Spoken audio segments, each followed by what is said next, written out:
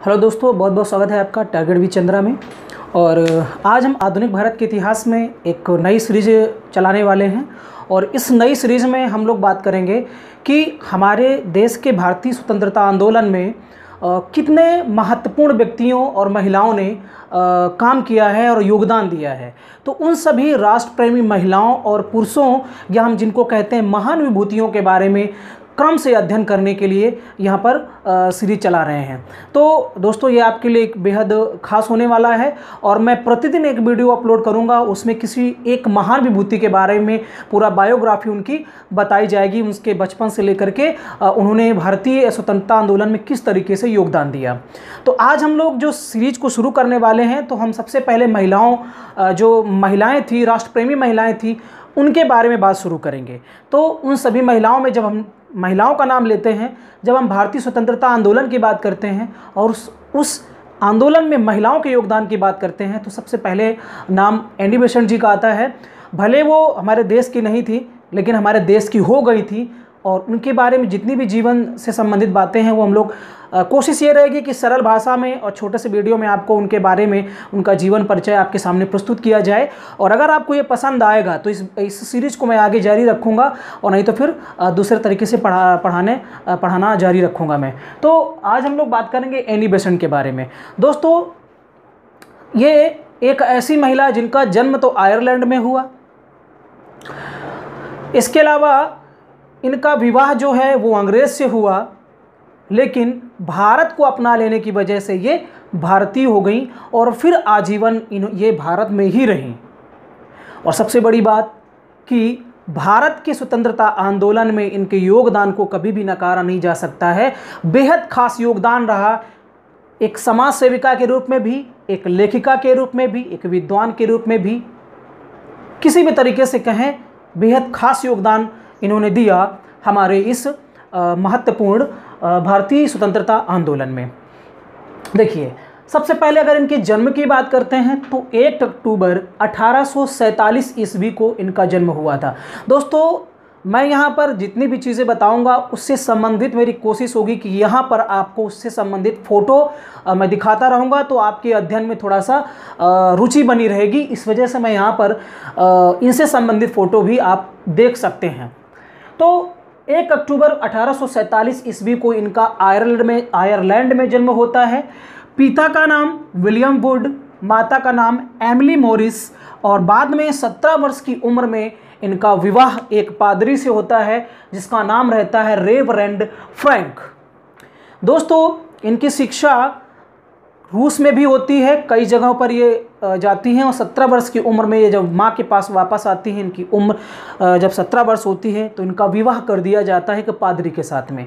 लेकिन ये कहें कि एक ऐसी विशिष्ट अद्वितीय विद्वान महिला के साथ में इस तरीके की घटना घटती है जो कि बहुत ही दुख भरी और निंदनीय भी कह सकते हैं।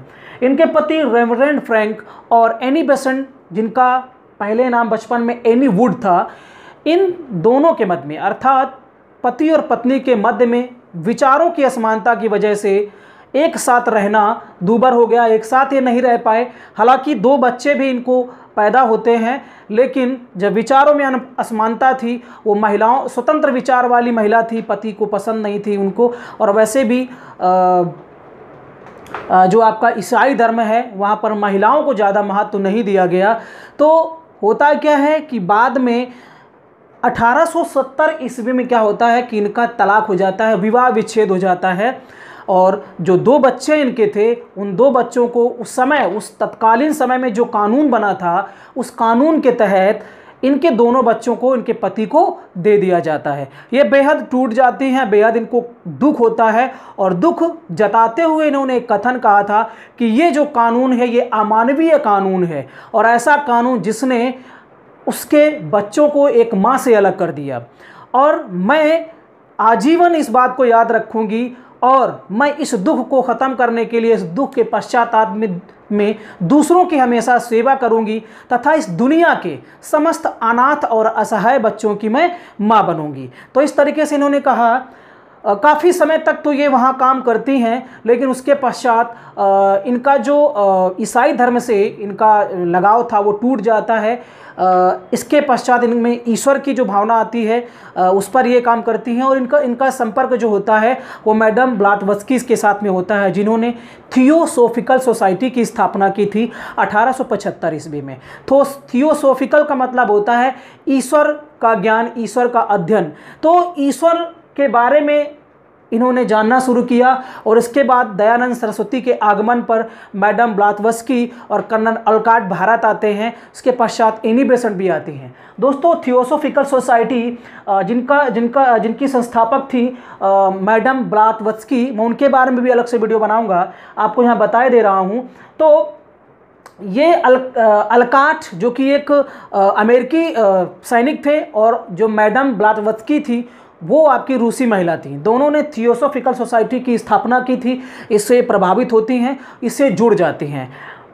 जो आपके अलकाट थे उनके निधन के पश्चात, कर्नल अलकाट के निधन के पश्चात एनी बेसेंट को थियोसोफिकल सोसाइटी का अध्यक्ष बनाया जाता है।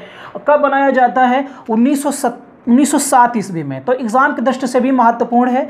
भारत में आगमन इनका 1893 ईस्वी में होता है। भारत में जो हिंदू धर्म है, हिंदू धर्म से इनका काफ़ी लगाव था, काफ़ी इनकी रुचि थी, और ये तो यहाँ तक कहती थी कि चूंकि हिंदू धर्म को मानते मानते इन्होंने पुनर्जन्म पर विश्वास कर लिया था, और पुनर्जन्म पर विश्वास करते हुए इन्होंने कहा था कि मैं पिछले जन्म में हिंदू थी, ना कि ईसाई।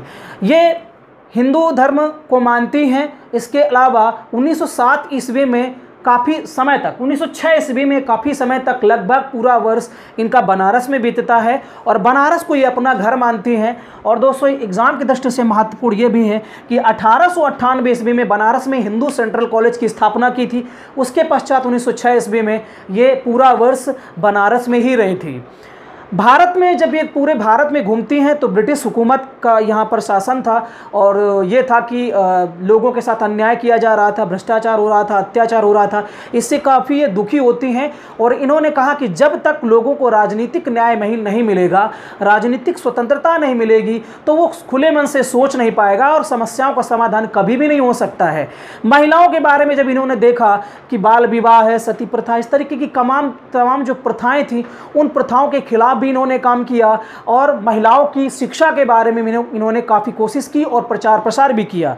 बहुत अच्छी वक्ता भी थी, भाषण भी अच्छा ये देती थी। मोहम्मद अली जिन्ना सरीखे लोग, बाल गंगाधर तिलक, इसके अलावा महात्मा गांधी के संपर्क में भी आती हैं, और ये सारे लोग इनको काफ़ी महत्व देते हैं, इनकी काफ़ी प्रशंसा करते हैं। दोस्तों, इसके पश्चात जब 1916 ईस्वी में क्या होता है कि बाल गंगाधर तिलक के द्वारा जो होम रूल लीग की स्थापना की गई थी, वैसे ही स्थापना इनके साथ मिलकर के एनी बेसेंट ने सितंबर 1916 ईस्वी में होम रूल लीग की स्थापना की थी मद्रास में, और अड्यार को अपना मुख्यालय बनाया था। इन्होंने इसके माध्यम से अंग्रेज़ों के खिलाफ काम किया, स्वतंत्रता आंदोलन में सहयोग किया, और यहाँ तक ये जेल भी गई। तो एक ब्रिटिश होने कह सकते हैं, आयरिश महिला को होने के बावजूद इन्होंने भारतीयों के लिए काम किया और जेल भी गई। तो इससे ज़्यादा और क्या कह सकते हैं। ये आजीवन पूरा अपना भारतीयों के लिए लगा दिया इन्होंने, और सन 1917 ईस्वी में कांग्रेस की अध्यक्ष भी बनती हैं। कांग्रेस का जो कलकत्ता अधिवेशन होता है, उस अधिवेशन की ये अध्यक्षा भी रहती हैं, और ये भी इम्पॉर्टेंट है एग्ज़ाम की दृष्टि से। इनकी जो प्रमुख पत्रिकाएं हैं जो एग्ज़ाम में कई बार पूछी जाती हैं, कॉमनवेल्थ और न्यू इंडिया, इसके माध्यम से इन्होंने होम रूल लीग का काफ़ी प्रचार प्रसार भी किया था। पूरी तरीके से ये हिंदू धर्म में इनकी आस्था थी, और इसी वजह से इन्होंने भगवद गीता का अनुवाद भी किया था। किस नाम से? Thoughts on the study of the Bhagavad Gita. तो भगवद गीता का इन्होंने अंग्रेज़ी में अनुवाद भी किया था, और ये पूरी तरीके से हिंदू धर्म में इनकी आस्था थी, पूरी तरीके से हिंदू धर्म में रम गई थी, और इस तरीके से आजीवन पूरा अपना खर्च कर दिया। इनकी मृत्यु जो है वो 20 सितंबर 1933 ईस्वी में मद्रास में होती है, लेकिन चूंकि ये अपना घर जो है वो बनारस को मानती थी, इस वजह से इनकी जो अस्थियां हैं वो कहाँ पर विसर्जित की जाती हैं? बनारस में ही विसर्जित की जाती हैं, चूंकि ये बनारस को अपना घर मानती थी।